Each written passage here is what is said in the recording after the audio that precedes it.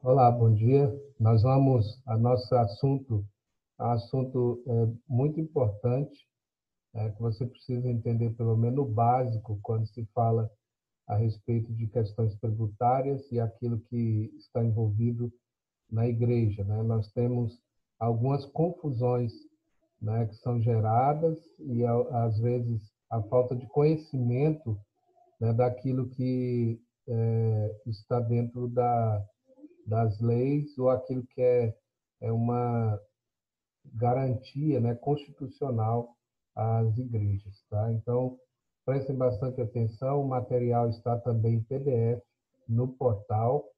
Tá? Então, depois eu peço que vocês leiam também o material que está no portal, que são as bases aqui para esses slides, tá bom?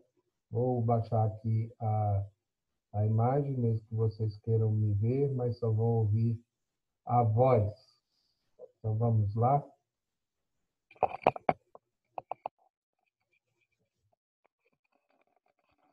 Nós temos, quando nós falamos a respeito da questão tributária, nós temos que diferenciar a questão da incidência, não incidência, imunidade e isenção.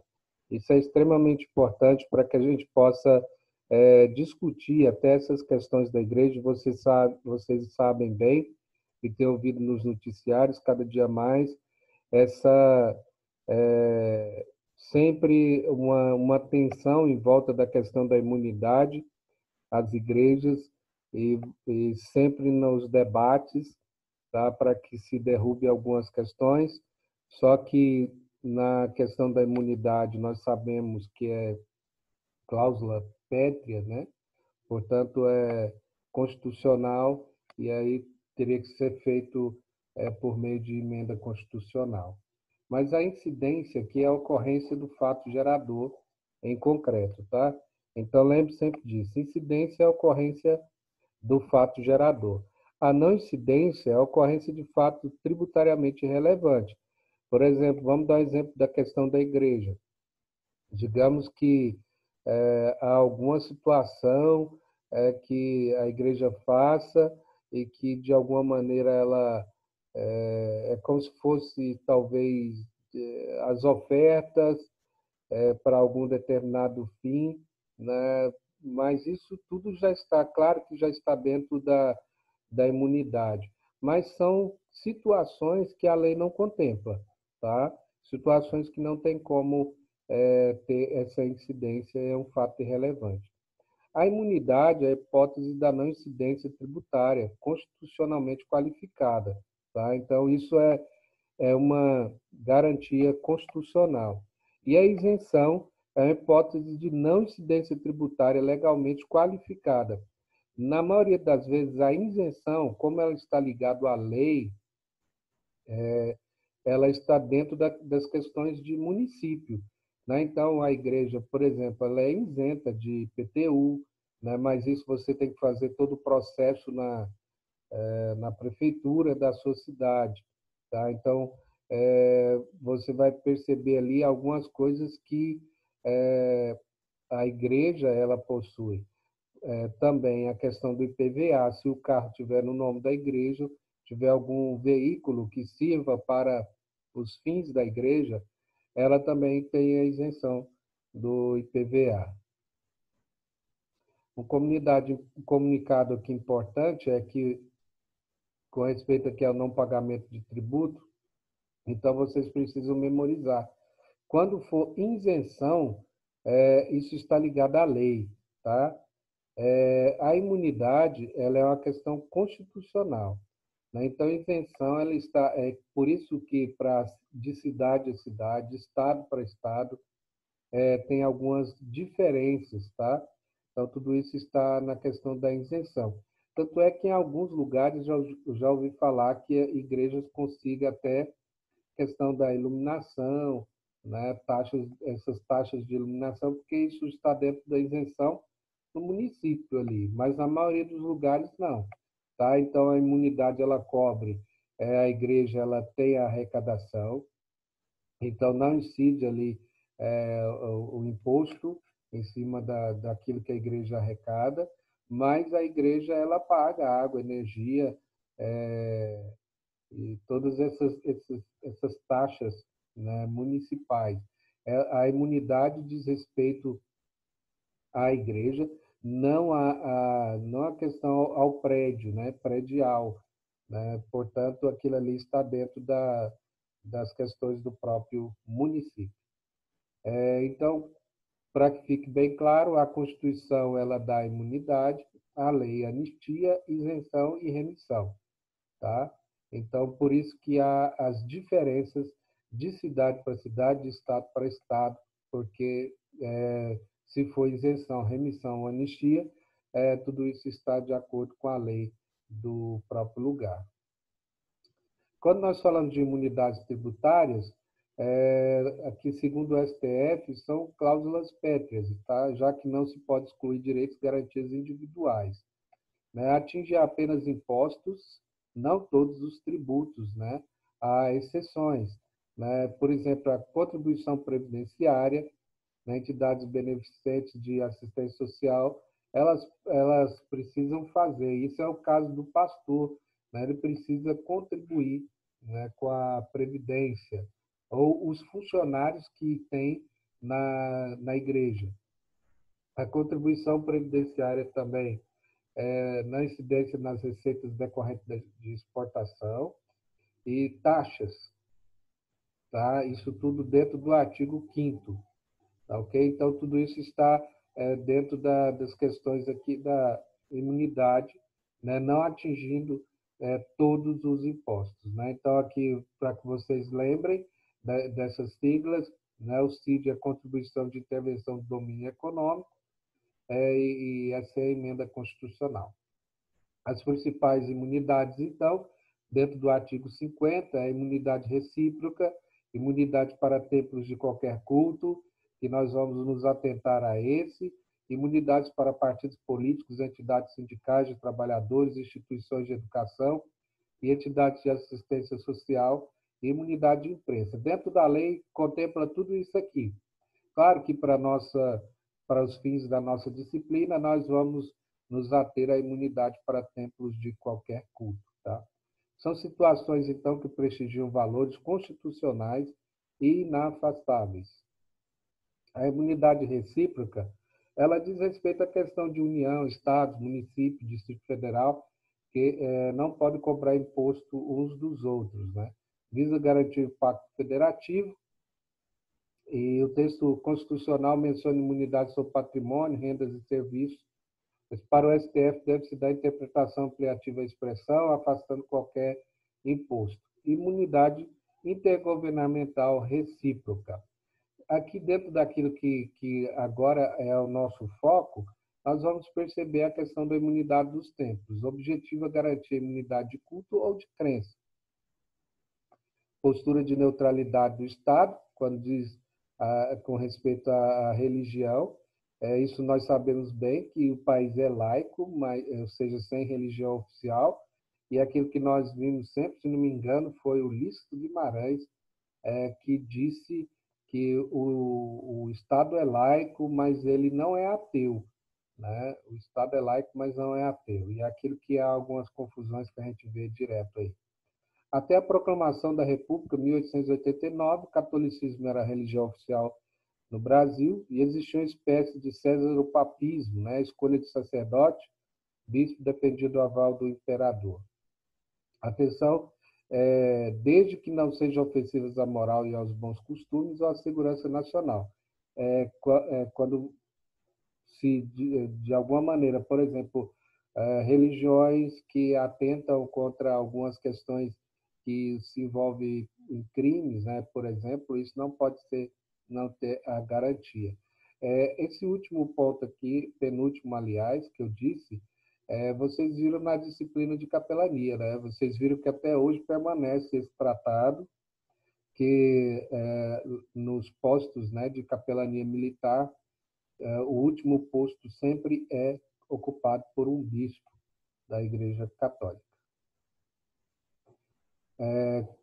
O culto aqui, então, está dito lá na Constituição, que é manifestação religiosa que veicula valores consonantes com aquilo que se preconiza em Estado democrático de direito. Assim, o culto deve prestigiar a fé e os valores transcendentais que a circundam, sem prejudicar os valores adotados pela Constituição Federal. Essas teorias é apenas para que vocês tomem conhecimento, de conceituação aqui. É a teoria clássico-restritiva, teoria clássico-ampliativa e teoria moderna. Isso está no centro do debate para defender o que é imunidade ou não, dentro daquilo que está sendo, vocês têm visto sempre voltando na imprensa. A imunidade de templo, então, na teoria clássico-restritiva, diz que templo é o local destinado à celebração do culto. Aí vai falar que a coisificação do templo, ou seja, não incidência de IPTU sobre o imóvel dedicado à celebração religiosa ou parte dele, e o culto ocorre no quintal, não incidência de PVA sobre veículo, templo ou templo móvel. O que está dizendo, ou seja, mesmo que não tenha, que as pessoas, isso aqui precisa ficar claro, mesmo que seja lá o ar livre, alguma coisa, não importa se não tem a construção. E nós temos, como eu já falei também, a questão do próprio IPVA, se o veículo é usado para os fins da igreja, tá? Lembre-se bem, e aqui eu quero fazer um parêntese, que eu já ouvi falar de pastores que colocam o seu carro como no nome da igreja para não pagar IPVA, argumentando que ele usa o carro para fazer muita visita e tal, essas coisas todas, mas isso é o burlar, da lei. A teoria clássico-ampliativa é o templo é tudo que, direto ou indiretamente, viabiliza o culto, seja abrange os anexos ao templo, a casa do religioso, veículo usado na difusão do trabalho. A casa pode ser do outro lado da cidade, do lado oposto da igreja. Não importa, ela é casa da igreja. Ela continua como algo contíguo. Normalmente nós falamos que é algo logo ao lado, mas dentro da lei ela faz parte, está ali para servir a esses fins. E a teoria moderna, que templo é entidade, instituição, igreja, abrange todas as manifestações relevantes ao fenômeno tributário que tendem à difusão do culto. Os requisitos, então, para essa imunidade, prova de que a renda extra seja aplicada na finalidade essencial, ou seja, a igreja ela precisa provar, ela precisa mandar para a Receita Federal tudo aquilo que entra e questão daquilo que é contemplado na igreja, os dízimos e ofertas, se elas estão sendo destinadas para o fim principal daquilo que é a igreja, tá? Prova de que não há ofensa à livre concorrência, tá? Então, tome cuidado com isso. Muitas vezes a igreja, em alguns lugares, e isso é notório, ela começa a se envolver com várias atividades. Por exemplo, ela bota uma cantina e essa cantina começa a funcionar de segunda a segunda. Às vezes numa rua movimentada, e põe lá, coloca ali as pessoas da igreja de voluntário e vendendo, sei lá, tá vendendo salgadinho, coisa, refrigerante a semana toda. Isso pode ser enquadrado como um burlar da lei. Aí fala, não, é para os fins aqui. Não, você está causando um problema que é a concorrência, Você está causando os próprios, as pessoas do local ali, eles podem entrar com um processo com respeito a isso. Funcionar de vez em quando é uma coisa, agora tornar isso efetivo, aí já é outra coisa. Na súmula 724 do STF, ainda quando alugada a terceiro, permanece imune ao IPTU e ao imóvel pertencente a qualquer das entidades referidas. Tá? O posicionamento mais recente do STF é pela não incidência do ICMS nas operações executadas por entidades de assistência social e, por analogia, pelas igrejas. As instituições de educação, que está dentro da mesma lei, ele diz que a imunidade visa difundir o ensino e a cultura, tá? Abrange todos os tipos de ensino, escola, universidade, curso de idioma. Por exemplo, você vai pôr lá um cursinho pré-vestibular na sua igreja, ela continua dentro da lei, né? Se isso não for para lucro, tá? E claro que mesmo a escola ela tem algumas isenções. O ensino é a transmissão de conhecimento que veicula a educação. E inclui a proteção à educação formal, curricular, escola, faculdade, universidade, educação informal ou extracurricular, biblioteca, museus e centros de estudos. Tá? Aqui é entidades beneficentes, que também tem essa proteção e está na mesma lei, né? Aqui ela vai dizer que a entidade beneficente pode realizar bazares, fruir imunidade desde que cumpra o artigo 14, evitando distribuir lucro, prejudicar a livre concorrência, tá? Um pastor me falou certa vez que a igreja começou a fazer, primeiro que é o mau testemunho, né? Ela começou a fazer pamonhada todo final de semana. E na cidade muito pequena só existia também uma pamonharia. E ela começou a perder, porque a igreja fazia, vendia mais barato, porque os irmãos que doavam tudo, e aquilo que era para ser um evento, poucas vezes, isso se tornou um trabalho da igreja, né? Um trabalho constante, né? Então, isso está prejudicando a livre concorrência. Atenção, a entidade beneficente de assistência social possui duas imunidades, impostos e as contribuições previdenciárias. Tá? Atendidos aqui os requisitos da lei, então deve ser lei complementar em virtude da disposição do artigo 146, que determina que as limitações ao poder de tributar somente pode acontecer via lei complementar. Trata-se, né, do Código, né, Tributário Nacional, que nasceu como lei ordinária e foi recepcionada como lei complementar. No CTN importa o artigo 14, que traz os requisitos da incidência da imunidade às entidades mencionadas. Então, ainda para frisar aqui, para fazer jus a essa imunidade, não distribuir lucros entre mantenedores da instituição, veda-se o animus distribuendi e não o animus lucrendi, tá? Isso que está na lei. Não remeter valores ao exterior, manter a escrituração contábil em dia, tendente a comprovar os outros dois requisitos. E a falta de um desses aqui pode gerar suspensão do benefício. Para que a gente entenda, falando desses gráficos aqui, a questão das incidências. Então, o que nós temos, se está dentro aqui, né, isso incide o imposto, tá? Então, vai ser tributado. Né? Isso aqui é a incidência. Tá? Então, fato jurídico que cria a obrigação de pagar tributos, chamados fatos geradores presentes na incidência e na isenção. Por exemplo, aqui, venda de sofá, loja comerciante? Sim. Houve circulação? Sim. Houve operação de venda? Sim. Sofá é mercadoria? Sim. Portanto, conclui-se que tem incidência de ICMS. A não incidência, ao contrário, é a área fora dos limites do campo de incidência, previsto na hipótese legal.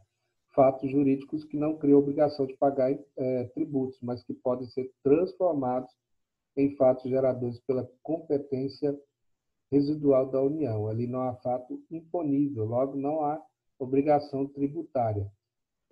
Preste atenção nisso, que não se confunde com isenção nem com imunidade.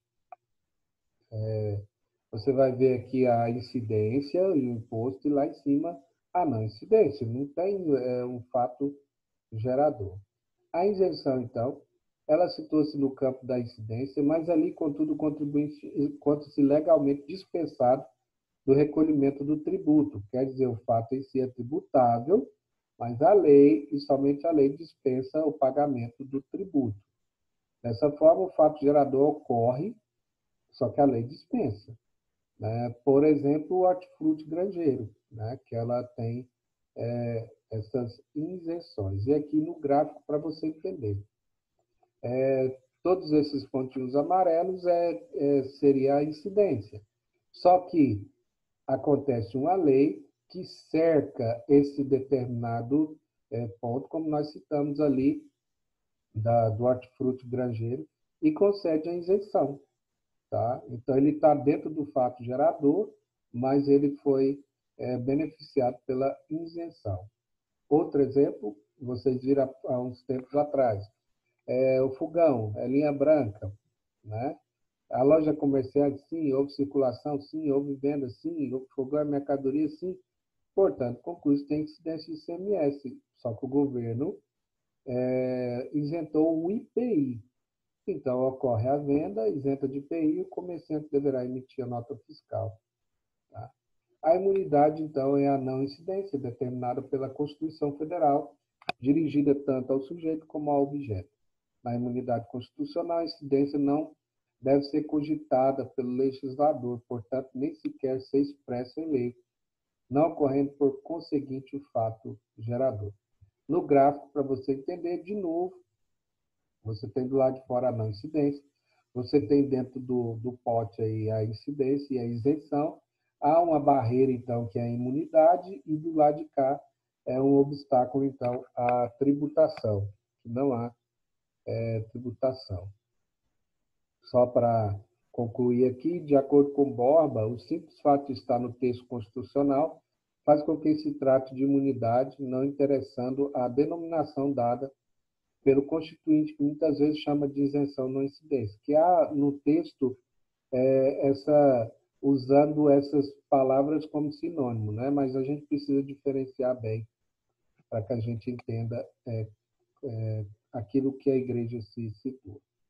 Para que você faça, então, ao final dessa aula, você vai responder lá no portal, não é no fórum, vou colocar no portal, qual é a diferença, então, entre imunidade e isenção, tá bom? Então, responda lá no fórum. Qualquer dúvida também, só também colocar, pode colocar no fórum que a gente vai conversando.